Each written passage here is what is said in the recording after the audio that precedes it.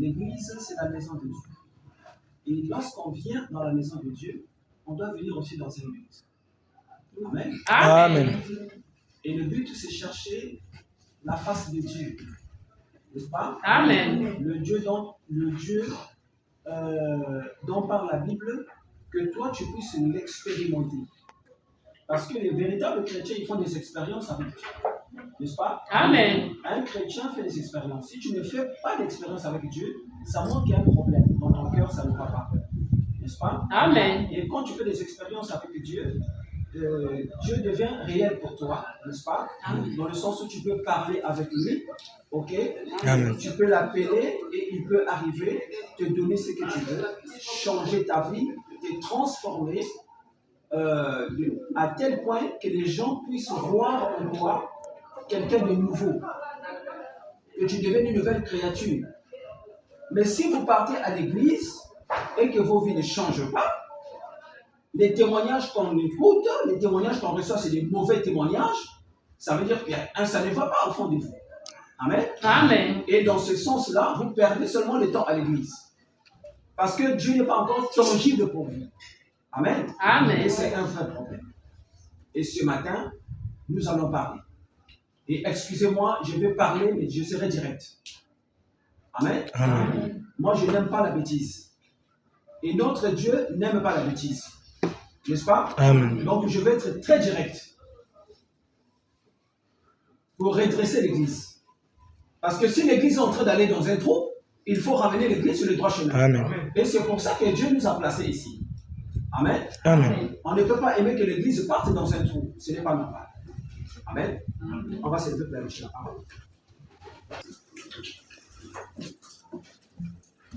Alors, nous allons lire la parole du Seigneur dans le livre de Jean, au chapitre 4. Jean, chapitre 4, du verset 7 au verset 19.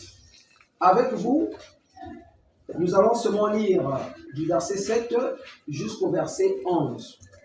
Vous allez vous asseoir et je vais poursuivre ma lecture jusqu'au verset 19. Amen. Amen. Je répète, Jean, chapitre 4. Avec vous, on va lire du verset 7 au verset 11. Ensuite, vous allez vous asseoir et je vais poursuivre la lecture. Je suis donc au verset 7. Jean, chapitre 4. Une femme de Samarie vint puiser de l'eau. Jésus lui dit, « Donne-moi à boire. » Car ses disciples étaient allés à la ville pour acheter des vivres. La femme samaritaine lui dit, « Comment toi, qui es juif, me demandes-tu à boire, à moi qui suis une femme samaritaine? » Les Juifs, en effet, n'ont pas de relation avec les Samaritains. Jésus lui répondit, « Si tu connaissais le don de Dieu, et qui est celui qui te dit, donne-moi à boire, tu lui aurais toi-même demandé à boire, et il t'aurait donné de l'eau vive. » Seigneur, lui dit la femme, tu n'as rien pour puiser, et le puits est profond. D'où aurais-tu donc cette eau vive? Amen. Amen. On peut s'asseoir. Es-tu plus grand que notre père Jacob, qui nous a donné ce puits et qui en a bu lui-même, ainsi que ses fils et ses troupeaux? Jésus lui répondit, quiconque boit de cette eau aura encore soif. Mais celui qui boira de l'eau que je lui donnerai n'aura jamais soif. Et l'eau que je lui donnerai deviendra en lui une source d'eau qui jaillira jusque dans la vie éternelle.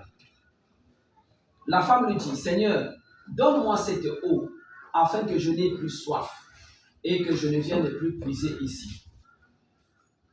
Va, lui dit Jésus, appelle ton mari et viens ici.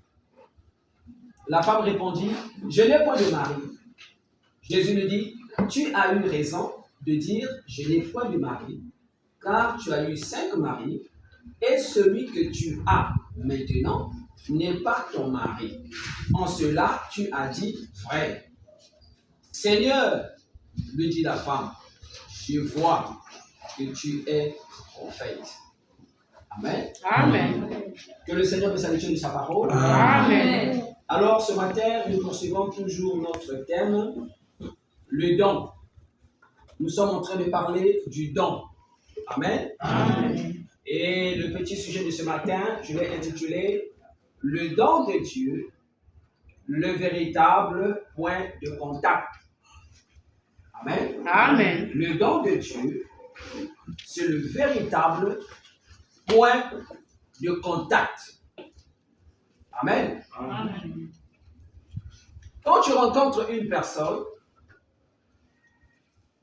et après avoir échangé, après avoir parlé, amen, Amen. il arrive des fois qu'on échange les coordonnées téléphoniques. On appelle ça des contacts, n'est-ce pas? Amen. Et vous avez des contacts. Et les contacts nous permettent de faire quoi? Ça nous permet d'entrer en communication avec cette personne. Même si la personne peut aller loin. Si la personne peut aller dans une autre ville. On s'est rencontré à Pointe-Noire, la personne part à Brazzaville, ou la personne part à Donizy, ou la personne part à Cali. Nous allons être en contact avec cette personne par le téléphone, n'est-ce pas? Amen. Donc le numéro là va me permettre d'entrer en contact avec cette personne. Et si je n'ai pas le numéro, je ne pourrai pas entrer en contact avec cette personne. Amen. Amen. Et si nous voulons parler du véritable point de contact. Amen. Amen. Dans la vie courante, quand tu rencontres quelqu'un, toi tu n'as jamais fumé, tu rencontres un fumeur, n'est-ce pas? Amen. En passant du temps avec lui, comme lui c'est sa passion c'est fumer. D'autres personnes, leur passion c'est boire de l'alcool. D'autres personnes, leur passion c'est passer du temps avec les femmes. N'est-ce pas? Amen. Et lui, sa passion c'est la cigarette. En passant du temps avec lui, si tu n'as pas Dieu, tu peux finir par fumer comme lui. N'est-ce pas? Amen. Qu'est-ce qui s'est passé? Cette personne a été un point de contact pour toi, mais un mauvais point de contact. N'est-ce pas? Amen. Parce que cette personne t'a enseigné une mauvaise pratique. C'est un mauvais point de contact. Il y a des filles qui ont commencé à se prostituer parce qu'elles ont rencontré d'autres filles qui se prostituaient. Parfois, c'était une seule fille.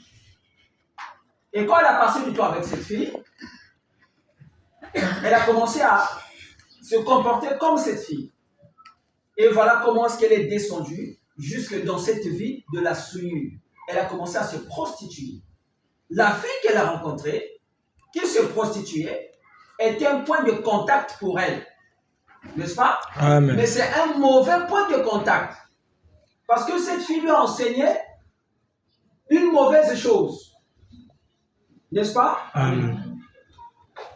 Une mauvaise habitude. Le point de contact. Voilà pourquoi il faut faire attention. Avec qui tu marches. Il faut faire attention.